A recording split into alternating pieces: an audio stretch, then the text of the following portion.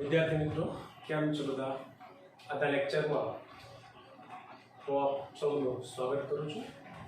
विद्यार्थी मित्रों આપણે ગયા પીરિયડ થી પ્રકરણ નંબર 9 બાયોમોલેક્યુલ્સ ઇટ મીન્સ જૈવ અણુઓની શરૂઆત કરી છે। આખું ચેપ્ટર વિદ્યાર્થીઓ વન ટાઈપ ઓફ બાયોકેમિસ્ટ્રી કહેવાય। બાયોકેમિસ્ટ્રી જીવ રસાયણ શાસ્ત્ર તમને એ પણ ખબર પડી જાય કે આખા ચેપ્ટરની અંદર આપણે જૈવિક અણુઓનો અભ્યાસ કરવાનો છે। ગયા લેક્ચરમાં આપણે સરસ મજાની સમજૂતી આપેલી કે જૈવિક અણુઓ મુખ્યત્વે તો કે સાહેબ કાર્બોદિત છે, પછી પ્રોટીન છે, પછી ન્યુક્લિક એસિડ છે, લિપિડ છે। આ બધા શું છે આપણા? તો કે સાહેબ આ બધા આપણા જૈવિક અણુઓ છે। આ જૈવિક અણુઓનો આપણે અભ્યાસ કરી રહ્યા છીએ અને તેઓ આપણને કેટલીક રીતે ઉપયોગી પણ છે। એટલે આવા જે અણુઓ છે આવા અણુઓનો આપણે શું કરવું પડે? તો સાહેબ આવા જે અણુઓ છે એમનો આપણે અભ્યાસ કરવો પડે, એમની રચના સમજવી પડે। વિદ્યાર્થીઓ જો તમે મારું લાસ્ટ લેક્ચર જો બરોબર જોયું હોય અને સમજ્યા હો તો તમને થોડો ખ્યાલ આવે કે મેં સમજાવેલું કે કાર્બનિક સંયોજનો અથવા તો જે જૈવ અણુઓ છે મુખ્યત્વે બે પ્રકારના છે। એક સૂક્ષ્મ જૈવ અણુઓ છે અને બીજા બૃહદ જૈવ અણુઓ। બૃહદ એટલે શું બેટા? તો સાહેબ બૃહદ એટલે મોટા અને સૂક્ષ્મ એટલે નાના। તો કોઈ પણ મોટો અણુ છે ને એ નાના એકમોનો બનેલો હોય અને એના પ્રત્યેક એકમને આપણે મોનોમર કહીએ છીએ અને મોનોમરો બધા ભેગા થતા જાય, રાસાયણિક બંધ વડે જોડાતા જાય અને હવે જે રચના બને એને આપણે પોલિમર કહીએ એટલે બૃહદ અણુ થાય। આવો જ એક આપણે મોનોમર કે જે પ્રોટીનનો બંધારણીય એકમ છે એના વિશે આપણે સરસ મજાની સમજૂતી આપીશું, બરોબર છે? તો વિદ્યાર્થી મિત્રો અહીંયા જરા આપણે ધ્યાન આપીએ તો અહીંયા આપણે નામ લખ્યું છે અમીનો એસિડ। અમીનો એસિડ એ બીજું કંઈ નહીં પરંતુ શું છે? તો સાહેબ પ્રોટીનનો એકમ કહેવાય। પ્રોટીન જે છે એ પ્રોટીનનો બંધારણીય એકમ છે એમિનો એસિડ। તો આજના લેક્ચરમાં વિદ્યાર્થીઓ આપણે બરાબર છે એમિનો એસિડ શું છે એની એક આપણે સરસ મજાની સમજૂતી મેળવવાનો પ્રયત્ન કરીએ। તો એવું કહી શકાય કે સાહેબ એમિનો એસિડ એ પ્રોટીનનો બંધારણીય એકમ છે। પ્રોટીન અમીનો એસિડના બનેલા છે। ટૂંકમાં one type of amino acid એ બીજું કંઈ નહીં પરંતુ એ શું છે? તો કે સાહેબ કાર્બનિક સંયોજન છે। કાર્બનિક સંયોજન એટલે શું? તો ગયા લેક્ચરમાં આપણે ભણ્યા છે કે સાહેબ જેના બંધારણમાં કાર્બન હોય, હાઇડ્રોજન હોય અને ઓક્સિજન આવેલા હોય, બરાબર છે? કાર્બન, હાઇડ્રોજન અને ઓક્સિજન જેઓ એકબીજા સાથે વિવિધ પ્રકારના રાસાયણિક બંધો વડે જોડાય અને જટિલ કે સરળ સંયોજન બનાવે, આવા સરળ સંયોજન કે જેને આપણે કાર્બનિક સંયોજન કહીએ તો પ્રોટીનના બંધારણમાં કાર્બન હોય, હાઇડ્રોજન હોય, ઓક્સિજન હોય, નાઇટ્રોજન હોય, ફોસ્ફરસ પણ હોય અને કેટલાક અમીનો એસિડ એવા પણ છે કે જેમાં સલ્ફર પણ આવેલા હોય। તો વિદ્યાર્થી મિત્રો પહેલા તો અમીનો એસિડ શું છે એ એક મેં સરસ મજાની પહેલા તમને સમજૂતી આપી, બરોબર? તો તમને પહેલા એ ખબર પડી ગઈ કે સાહેબ પ્રોટીન શેના બનેલા છે? તો કે સાહેબ પ્રોટીન એમિનો એસિડના બનેલા છે। એમિનો એસિડ તો એની રચના થોડી વાર પછી આપણે ભણીએ તો સાહેબ એમિનો એસિડ એ પ્રોટીનનો રચનાત્મક અથવા બંધારણીય એકમ કહેવાય। એમિનો એસિડ એ એક પ્રકારના શું છે? તો સાહેબ એક પ્રકારના કાર્બનિક સંયોજનો છે કે જેના બંધારણમાં carbon, nitrogen, oxygen, nitrogen, phosphorus અને શું છે? તો સાહેબ સલ્ફર આવેલા હોય।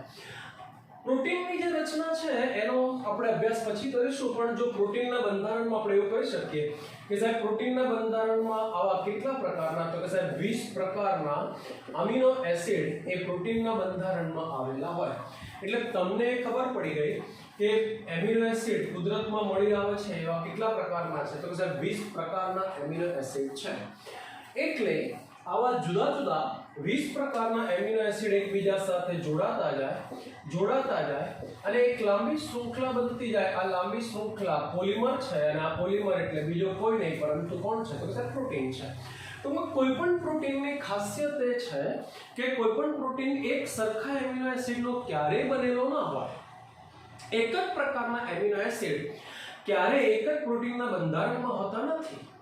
જુદા જુદા પ્રકારના એમિનો એસિડ એકબીજા સાથે વિવિધ પ્રકારના રાસાયણિક બંધો વડે જોડાઈ ચોક્કસ સ્થાને, બરાબર છે, એક ચોક્કસ સ્થાને ચોક્કસ ક્રમમાં એકબીજા સાથે રાસાયણિક બંધો વડે જોડાઈ અને એક લાંબી શૃંખલા બનાવે। તો આ જે લાંબી શૃંખલા બને એને આપણે પ્રોટીન કહીએ। પણ મેં એક શબ્દ હમણાં એવો વાપર્યો, શું? તો કે સાહેબ જુદા જુદા પ્રકારના અમીનો એસિડ પ્રોટીનના બંધારણમાં આવેલા હોય એટલે એવું કહેવાય કે સાહેબ પ્રોટીન એ શું છે? તો સાહેબ વિષમ પોલિમર છે। હવે તમને ખબર પડી ગઈ બધા એક સરખા એમિનો એસિડ નથી, જુદા જુદા પ્રકારના એમિનો એસિડ જ એક બીજા સાથે જોડાયેલા છે અને આમ તે એક શું છે તો કે જે વિષમ પોલિમર છે એવું આપણે કહી શકીએ. તો પહેલા તો તમને ખબર પડી ગઈ આપણી ચોપડીમાં હાલ પૂરતું એટલું જ આપેલું છે કે 20 પ્રકારના એમિનો એસિડ હોય, પણ જો તમે નીટની તૈયારી કરતા હો અને નીટનો અભ્યાસ કરતા હો તો તમને ખ્યાલ આવે કે સાહેબ નીટની અંદર ક્યાંક જુદા જુદા અભ્યાસ કરવામાં અને જુદી જુદી જે માહિતીઓ છે એમાં એવું લખેલું છે કે 100 થી વધુ પ્રકારના એમિનો એસિડ બરાબર આપણને જોવા મળે છે, પણ અહીંયા આપણને એનું કામ નથી, આપણે ખાલી 20 પ્રકારના એમિનો એસિડની સમજૂતી મેળવીએ છીએ. ચલો હવે તો આ તમને ખબર પડી ગઈ. એમિનો એસિડ શું છે તો સાહેબ એમિનો એસિડ એક પ્રકારના કાર્બનિક સંયોજન છે કે જેના બંધારણમાં એક શું હોય તો કે સાહેબ એક અમીનો સમૂહ હોય, એટલે અહીંયા આપણે એને શું કહ્યું છે કે અમીનો એસિડ કહ્યું છે, અને એના બંધારણમાં બીજો સમૂહ જે છે એ કાર્બોક્સિલિક એસિડ હોય. કાર્બોક્સિલિક એસિડ છે એટલે તમે શબ્દને છૂટો પાડો એટલે તમને ખબર પડી જાય કે અમીનો એસિડ બરાબર. તો હવે આખી બાબત સમજાઈ ગઈ કે એમિનો એસિડ એક એવા પ્રકારના કાર્બનિક સંયોજનો છે કે જેના બંધારણમાં એક કયો સમૂહ છે તો કે સાહેબ એક એમિનો સમૂહ છે, અને એમિનો સમૂહ એ હંમેશા ધ્યાન રાખવાનો કે એ કેવો હોય તો કે સાહેબ એ બેઝિક હોય બરોબર છે. અને કાર્બોક્સિલિક એસિડ પાછળ એસિડ શબ્દ છે તો આ એક પ્રકારના એસિડ છે એટલે તેઓ એસિડિક પ્રકૃતિ ધરાવતા હોય. તો તમને ખબર પડી ગઈ કે સાહેબ એમિનો એસિડના બંધારણમાં એક સમૂહ શું હોય તો કે સાહેબ એક સમૂહ શું આવેલો હોય તો બેઝિક એમિનો એસિડ સમૂહ એમિનો સમૂહ આવેલો હોય કે જે બેઝિક પ્રકૃતિ ધરાવતો હોય, અને બીજો સમૂહ શું છે તો કે સાહેબ કાર્બોક્સિલિક સમૂહ છે કે જે એક પ્રકારનો એસિડ છે એટલે કે તે એસિડિક પ્રકૃતિ ધરાવતા હોય એવું આપણે કહી શકીએ.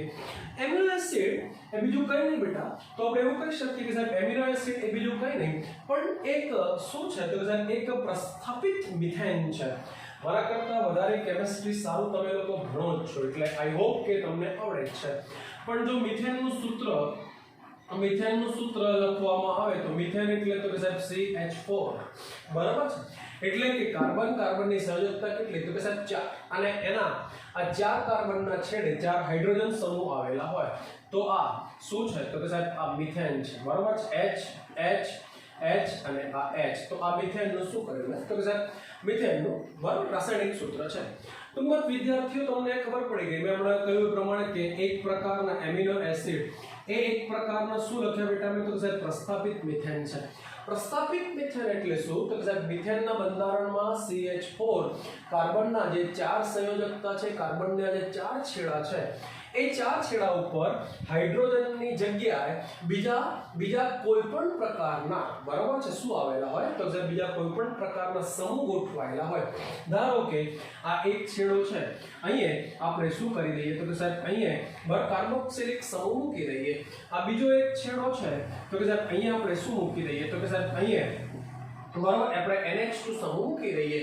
એક છેડે તો હાઇડ્રોજન રહેવા દઈએ અને બીજો એક છેડો જે છે તો અહીંયા આપણે શું મૂકી દઈએ તો કે સાહેબ ક્રિયાશીલ સમૂહ R મૂકી દઈએ. તો આ એક સરસ મજાનું જે સૂત્ર બન્યું, આ સૂત્ર તો હવે એને આપણે શું કહીએ તો કે સાહેબ આ સૂત્ર જે છે એને આપણે અમીનો એસિડ તરીકે ઓળખીએ. તો આ એમિનો એસિડનું શું કર્યું બેટા મેં તો આ અમીનો એસિડ જે છે એનું આપણે રાસાયણિક બંધારણ આણ્વિય જે સૂત્ર છે એની એક સરસ મજાની સમજૂતી આપી. તો તમને ખબર પડી ગઈ કે સાહેબ પ્રસ્થાપિત મિથેન જ છે. મિથેનના બંધારણમાં જે 4 હાઇડ્રોજન છે 4 છેડે એમાંથી 3 છેડે આપણે જુદા જુદા 3 સમૂહ ઇન્સર્ટ કરી દઈએ, 3 જુદા જુદા સમૂહ ગોઠવી દઈએ, એક છેડે હાઇડ્રોજન રહેવા દઈએ, અને હવે જે સંયોજન તૈયાર થાય, જે સંયોજન બને છે આ સંયોજનને હવે આપણે શું કહીએ તો સાહેબ આ જે સંયોજન બને અને આપણે એમિનો એસિડ તરીકે ઓળખીએ. ટૂંકમાં તમને ખબર પડી ગઈ કે સાહેબ એમિનો એસિડના બંધારણમાં એક છેડે શું છે તો કે સાહેબ એક છેડે તો કે સાહેબ એસિડિક સમૂહ ક્રિયાશીલ સમૂહ શું એસિડિક સમૂહ એટલે કે કાર્બોક્સિલિક એસિડ છે. બીજા છેડે શું છે તો કે સાહેબ બીજા છેડે એમિનો સમૂહ છે. એક છેડે હાઇડ્રોજન છે અને પછી બાકીનો જે છેડો વધે ત્યાં એક છેડે શું છે તો કે સાહેબ એક છેડે R સમૂહ આવેલો છે.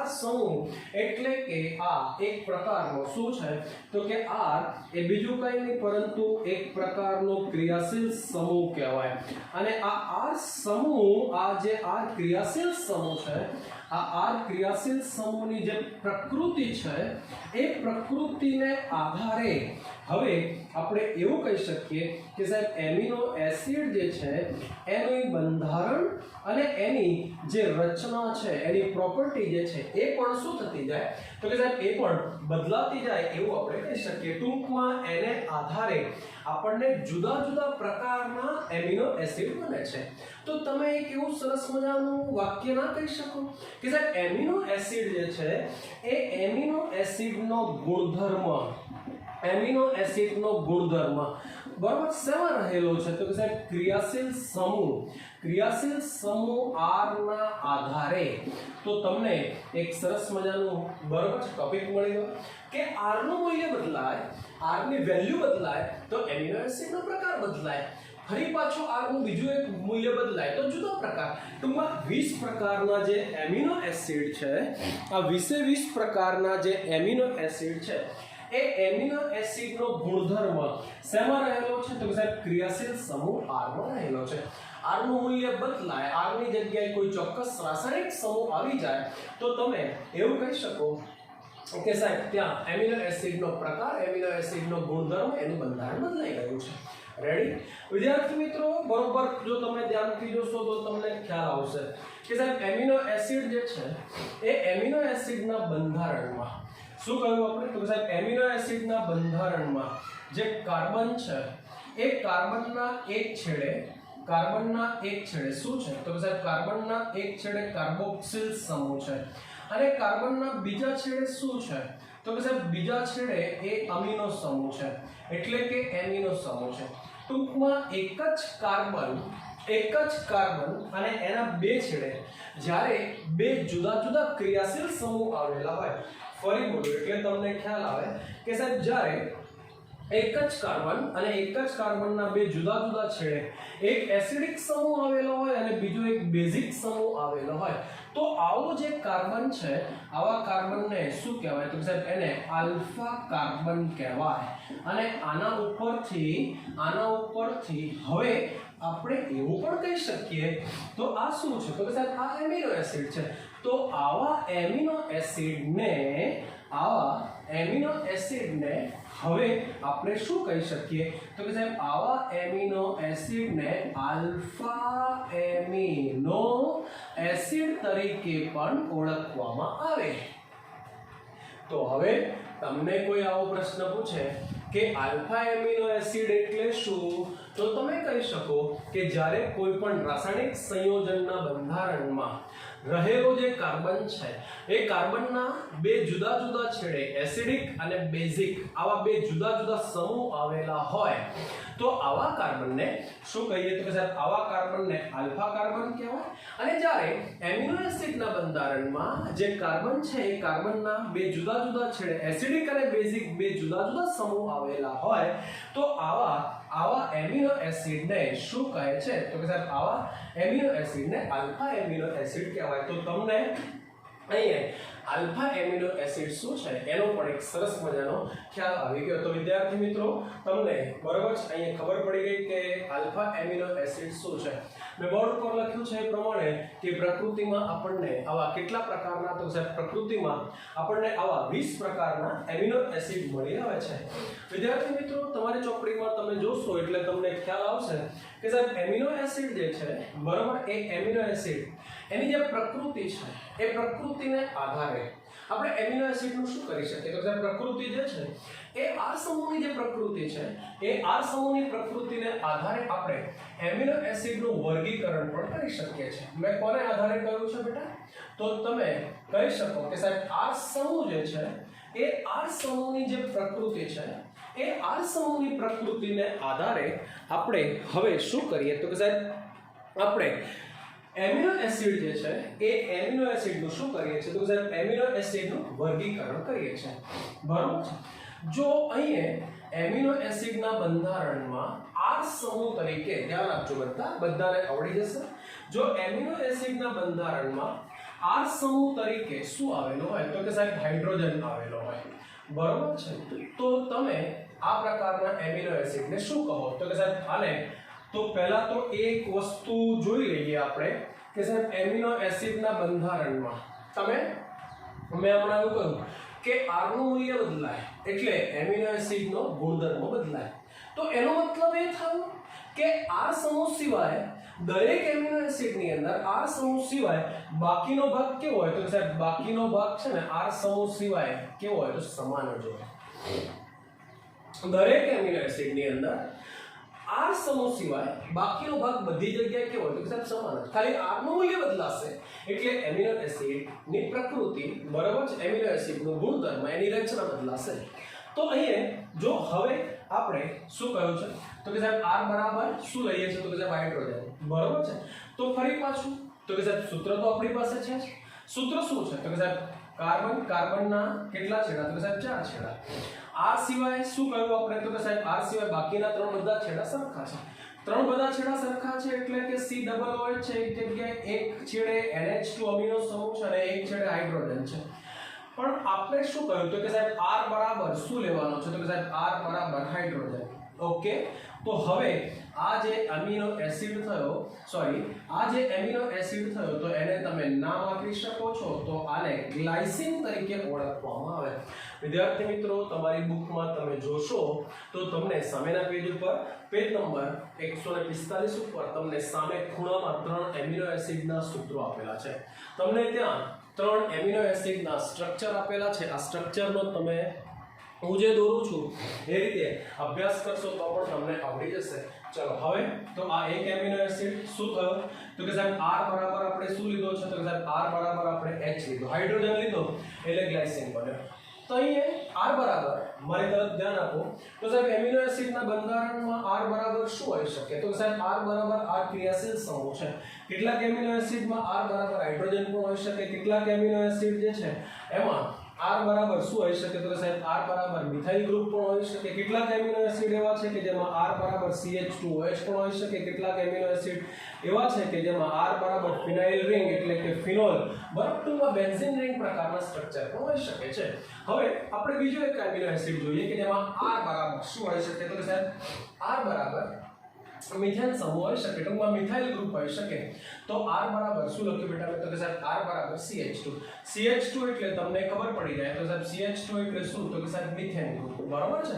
ફરી પાછું તો કે સાહેબ કાર્બનની સંયોજકતા 4. એક છેડે શું છે? તો કે સાહેબ કાર્બોક્સિલ સમૂહ C ડબલ OH. બીજા છેડે શું છે? તો કે સાહેબ અમીનો સમૂહ. એક છેડે હાઇડ્રોજન. અને હવે R બરાબર શું છે? તો કે સાહેબ મિથાઇલ ગ્રુપ છે. તો આ પ્રકારના એમિનો એસિડને હવે આપણે શું નામ આપીએ? તો કે સાહેબ આને એલેનિન તરીકે ઓળખવામાં આવે. ચલો આવડી જશે. બરોબર. તો આપણે તમને યાદ રહી જાય. જો R બરાબર હવે શું હોય? તો કે સાહેબ R બરાબર CH2OH ગ્રુપ હોય. કયો હોય? CH2OH group. તો ફરી પાછું કાર્બનની સંયોજકતા કેટલી? તો કે સાહેબ કાર્બનની સંયોજકતા 4, C ડબલ OH NH2 અને R બરાબર CH2OH. તો આને તમે નામ આપો તો આને શું કહેવાય? તો સાહેબ આને સેરીન કહેવાય. ચલો અહીંયા તો વિદ્યાર્થી મિત્રો તમે જુઓ બોર્ડ ઉપર તો તમને દેખાશે કે અહીંયા એમિનો એસિડ જે છે એ એમિનો એસિડ જેટલા પણ એમિનો એસિડ છે એ બધા જ એમિનો એસિડમાં R ની વેલ્યુ બદલાય છે. R નું મૂલ્ય બદલાય છે એટલે એમિનો એસિડ જે છે બરાબર એનો પ્રકાર એનો ગુણધર્મ પણ શું થાય? તો કે સાહેબ એનો પ્રકાર અને એના ગુણધર્મમાં પણ શું આવે? તો કે સાહેબ ફેરફાર આવે છે. બરાબર છે. તો તમને પણ દેખાય અને બહુ ઇઝી અને યાદ રહી જાય એ પ્રકારનો ટોપિક મેં તમને અહીંયા સરસ મજાનો સમજાવ્યો કે R સમૂહની જે પ્રકૃતિ છે એ R સમૂહની જે પ્રકૃતિ એને આધારે આપણે શું કરીએ છીએ? તો કે સાહેબ એને આધારે અહીંયા આપણે એને સમજવાનો પ્રયત્ન કરીએ છીએ. તો વિદ્યાર્થી મિત્રો તમને મેં જુદા જુદા પ્રકારના જે એમિનો એસિડ છે એ એમિનો એસિડમાં એક બાબત શું સમજાવી? તો કે સાહેબ જુદા જુદા પ્રકારના જે એમિનો એસિડ છે એમાં R સમૂહની જે પ્રકૃતિ છે એ R સમૂહની પ્રકૃતિને આધારે R સમૂહ જે છે એની પ્રકૃતિને આધારે આપણે આવા જુદા જુદા પ્રકારના એમિનો એસિડ અને એના નામની સમજૂતી આપી. તો તમે આ જે એમિનો એસિડ છે એને યાદ રાખવાની ટ્રીક પણ તમે સમજી શકો છો. તમે શું કહો છો કે સાહેબ બધા પ્રકારના જે એમિનો એસિડ છે એ બધા પ્રકારના એમિનો એસિડમાં R સિવાયનો ભાગ કેવો છે? તો કે સાહેબ R સિવાયના ભાગને શું કહીએ? તો કે સાહેબ એક સરખો છે બધા પ્રકારમાં. તો તમે આને X ધારી લો, આને શું ધારી લો? X ધારી લો, બરાબર છે. તો ગ્લાયસિન માટે તમે શું યાદ રાખશો? તો કે સાહેબ ગ્લાયસિન માટે XH. મિથેન માટે શું યાદ રાખશો? તો કે સાહેબ મિથેન માટે XH2. અને એલેનિન મિથેન કે એલેનિન માટે શું યાદ રાખશો? XH2. અને સેરિન માટે શું યાદ રાખશો? તો સાહેબ CH2. તો આ બધું યાદ રાખવાની જરૂર નથી, આટલું યાદ રાખો એટલે તમારું કામ કેવું થઈ જાય? તો કે સાહેબ આપણું કામ ઈઝી થઈ જાય. તો મેં પહેલા તમને R સમૂહની જે પ્રકૃતિ છે એ R સમૂહની જે પ્રકૃતિ એને આધારે તમને મેં એક સરસ મજાનો ટોપિક શીખવાડ્યો. એમિનો એસિડ જે છે ને બેટા, એની બીજી એક એ પણ ખાસિયત છે. આપણે કહ્યું કે 20 પ્રકારના એમિનો એસિડ છે, બરાબર છે. કેટલાક એમિનો એસિડ એવા પણ છે કે જેમાં એક કરતાં વધુ કાર્બોક્સિલ અથવા તો અમીનો સમૂહ આવેલા હોય, બરાબર છે. તો અહીંયા હવે આપણે એમિનો અને કાર્બોક્સિલ સમૂહો જે છે, કયા સમૂહ કીધા? તો કે સાહેબ એમિનો સમૂહ. અને બીજો કયો સમૂહ કીધો? તો કે સાહેબ કાર્બોક્સિલ સમૂહ, બરાબર છે. તો આ બે જે સમૂહ છે એની સંખ્યાને આધારે, બહુ અગત્યનો શબ્દ ધ્યાન રાખજો, બરાબર. શું કહ્યું? તો કે આ બે સમૂહો જે છે એમની સંખ્યા એક એમિનો એસિડના બંધારણમાં કેટલી છે એને આધારે હવે આપણે ફરી પાછા એમિનો એસિડ જે છે એના આવા સરસ મજાના 3 પ્રકાર આપી શકીએ.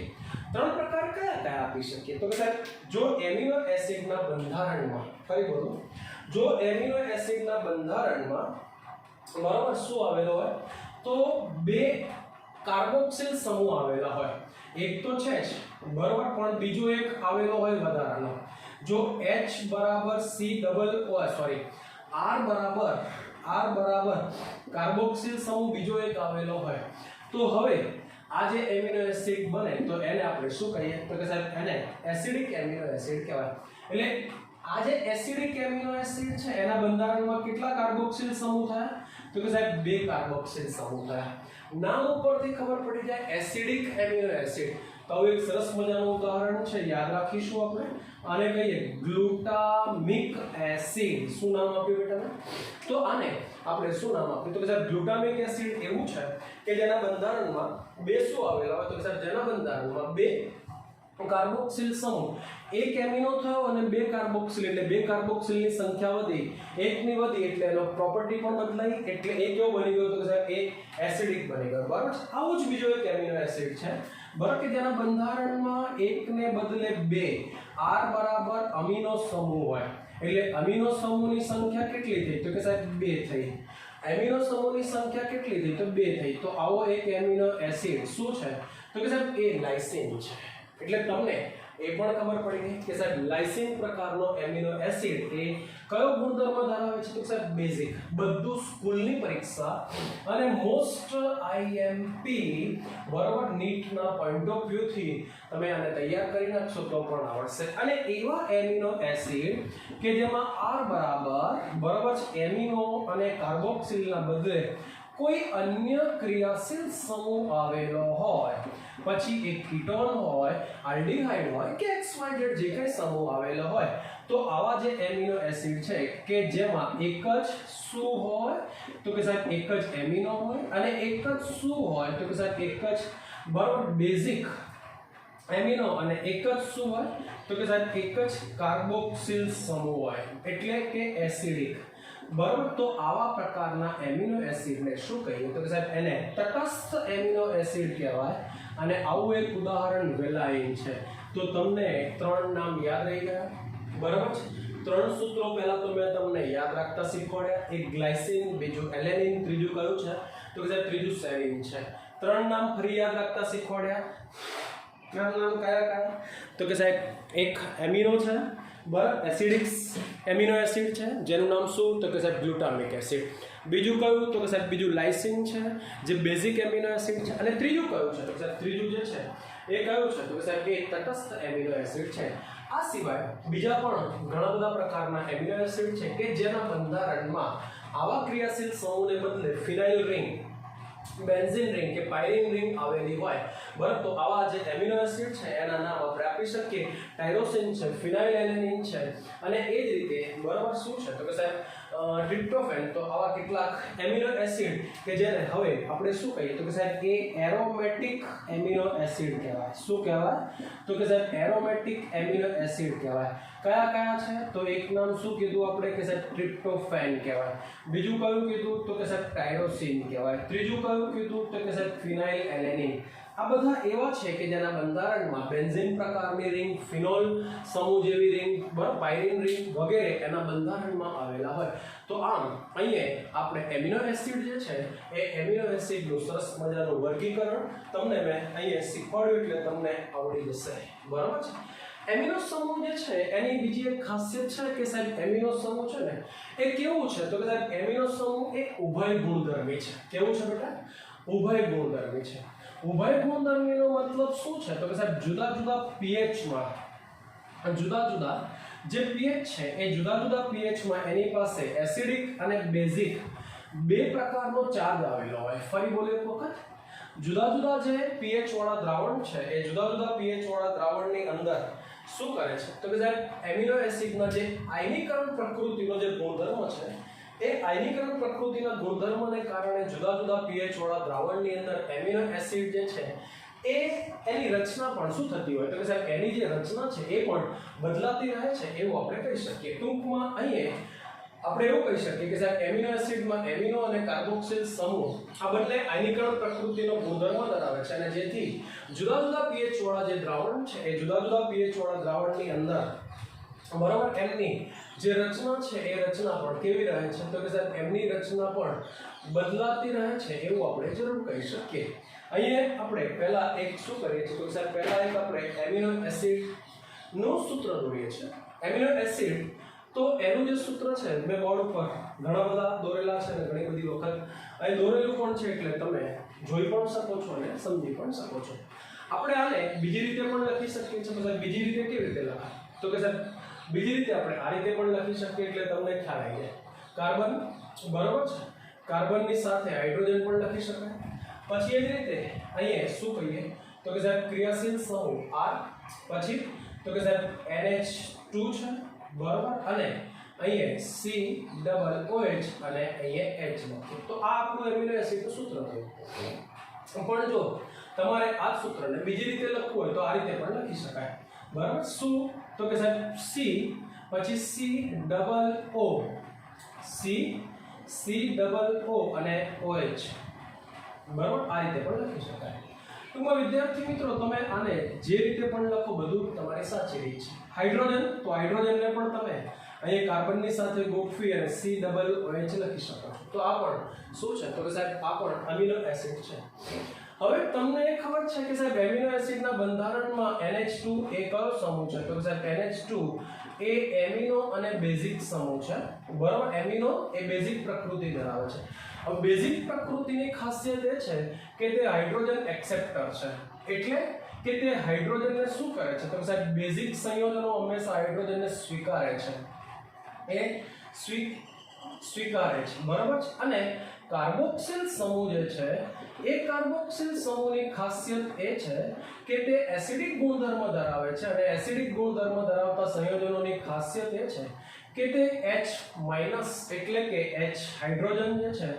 એને શું કરે તો કે સાહેબ એને ગુમાવવાની પ્રકૃતિ ધરાવે છે એટલે કે એને ગુમાવી શકે છે ઓકે તો તમે અહીંયા આ રીતે સમજી શકો એટલે તમને ખબર પડી જાય શું તો આ એમિનો એસિડ છે બરાબર મેં દોર્યા છે હવે એવું સમજો કે આ એક એમિનો એસિડ એવા છે કે જેમાં એમિનો સમૂહ જે છે એમણે હાઇડ્રોજન મેળવ્યા છે એટલે હવે આ હાઇડ્રોજન મેળવશે એટલે શું થઈ જશે તો કે સાહેબ એમિનો સમૂહ બરાબર NH2 માંથી NH3 બની જશે બરાબર તો આ જે રચના બની તો આ કેટાયન થઈ ગયું બરાબર આ શું બની ગયું કેટાયન એ જ રીતે બરાબર હવે શું થાય તો કે સાહેબ હવે આ જે છે એ શું કરે તો કે સાહેબ આમાંથી શું તો કે સાહેબ કાર્બોક્સિલ સમૂહમાંથી હાઇડ્રોજન ગુમાવાય તો CH R અને NH3+ બરાબર છે, અને આ હાઇડ્રોજન ગુમાવે તો આ શું થઈ ગયું? તો કે સાહેબ એને હાઇડ્રોજન ગુમાવે તો આ એનાયન બની ગયું સી બરાબર ડબલ ઓ માઇનસ. એને એક હાઇડ્રોજન ગુમાવ્યો એટલે એની પાસે ઋણ ચાર્જ આવ્યો, આને મેળવ્યો એટલે આની પાસે પોઝિટિવ ચાર્જ આવ્યો. તો તમે બરોબર ધ્યાનથી જો બેટા કે એક એમિનો એસિડ કે જેની પાસે બંને પ્રકારનો ચાર્જ છે, બંને પ્રકારનો વીજભાર છે, એટલે એનો કુલ વીજભાર કેટલો થઈ જાય? તો સાહેબ એનો કુલ વીજભાર 0 થઈ જાય. પ્લસ પણ છે અને માઈનસ પણ છે. તો આવા જે આયન છે, આવા આયનને હવે આપણે એક શબ્દથી ઓળખીએ જે ચોપડીમાં છે, તો આવા જે આયન છે એમને ઝ્વિટર આયન કહેવાય. ઝ્વિટર શબ્દ એ હાઇબ્રિડ કહેવાય. હાઇબ્રિડ એટલે બે પ્રકારનો ચાર્જ એમની પાસે છે. તો ચોપડીમાં તમે જોશો એટલે તમને દેખાશે ક્યાંક લખેલું હશે. તો આવા જે આયન છે, આવા આયન માટેનો શબ્દ શું કહીએ? તો કે સાહેબ આને ઝ્વિટર આયન તરીકે ઓળખવામાં આવે. અને એ જ રીતે ફરી પાછું બરોબર છે, ફરી પાછું અને આપણે આ રીતે સમજીએ છે કે અહીંયા બરોબર શું? તો કે સાહેબ કાર્બોક્સિલ સમૂહ બરોબર જે નેગેટિવ ચાર્જ છે, અને બરોબર આને શું? તો કે સાહેબ આને ચાર્જ મેળવ્યો નથી એટલે આ NH2 છે બરોબર. તો આ એક એમિનો એસિડ એવો છે કે જેની પાસે પોઝિટિવ ચાર્જ છે, આ એક એમિનો એસિડ એવો છે કે જેની પાસે નેગેટિવ ચાર્જ છે, અને બંનેનું મિશ્રણ કરો એટલે હવે જે હાઇબ્રિડ સંયોજન બને કે જેની પાસે નેગેટિવ અને પોઝિટિવ બંને ચાર્જ છે એટલે આ ઝ્વિટર આયન થઈ ગયું. તમને કોઈ પૂછે ઝ્વિટર આયન એટલે શું? તો કે સાહેબ એવો એમિનો એસિડ કે જેના બંધારણમાં ધન અને ઋણ બંને ચાર્જ આવેલા હોય, આવા આયનને શું કહેવાય? તો કે સાહેબ ઝ્વિટર આયન કહેવાય. ટૂંકમાં અહીંયા આપણે એવું કહી શકીએ કે સાહેબ એસિડિક અને બેઝિક આમ બંને પ્રકારનો એમિનો એસિડ શું કરે છે? તો કે સાહેબ ગુણધર્મ દર્શાવતા હોવાથી તેઓ શું છે? તો કે સાહેબ તેઓ ઉભય ગુણધર્મી છે બરાબર. અહીંયા તેઓ એસિડિક પણ અને તેઓ કેવા છે? તો કે સાહેબ બેઝિક ગુણધર્મો પણ ધરાવે છે. તો તમને એક સરસ મજાની સમજૂતીનો ખ્યાલ આવી ગયો બરાબર. અમીનો એસિડ શું છે? મેં તમને અમીનો એસિડની એક સરસ મજાની ટૂંકડોન શીખવાડી છે. તમે આને અભ્યાસ કરો, જુઓ, ન ખબર પડે તો મને કોલ કરીને પૂછો. પણ મારી ચેનલને, મારા વિડીયોને મેક્સિમમ વધુમાં વધુ લાઈક કરો અને વધુમાં વધુ ચેનલને સબસ્ક્રાઇબ કરો તેવી આશા. બરાબર, ન આવડે તો મને પૂછી શકો છો. હું તમને જોડે નીટના પણ મુદ્દાઓ સમજાવતા જાઉં છું. નીટના પોઈન્ટ ઓફ વ્યૂથી પણ તમને સમજું. મેં તમને કોઈ શિક્ષક ના આપે એવી ટ્રીક આપી કે કોને કેવી રીતે યાદ રાખવું, તો XH XCH2 XCH2 હોય છે, કારણ કે બધામાં R સિવાયનો ભાગ કેવો છે? સરખો છે. Okay, good bye.